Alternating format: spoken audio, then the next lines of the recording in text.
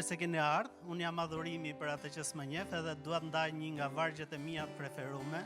që është tek Efesianëve 4:32, ku thotë kështu: Jeni të sjellshëm dhe të mëshirshëm njëri me tjetrin, duke e falur njëri tjetrin ashtu siç Perëndia ju ka falur ju në Krishtin. Ky varg na tregon që të jemi të mëshirshëm me njëri tjetrin, të falim njëri tjetrin, siç Perëndia ka bërë me ne.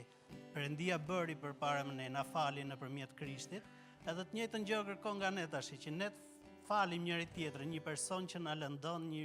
një njeri që sillet keq me ne, edhe thot që ta morim ne hapin parë, të jemi ne të pari, se ai na fali ne i pari, nuk ishim ne që vajtëm edhe te Perëndia, po ishte ai që na fali ne i pari.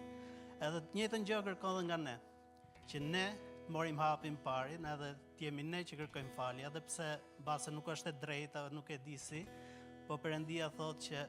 falja nuk është vetëm ndjej, mendoj. Falja është që një akt që merr ndaj Perëndisë edhe ndaj personit, po më shumë ndaj vetes, mendoj, sepse heq një barr nga vetja, heq një shqetësim, edhe Perëndia gëzohet kur ne kërkojmë falje të tjerëve. Kështu që unë me këtë du të lëmë në mendje ju që të falim edhe kur s'është e nevojshme me falën e të parit.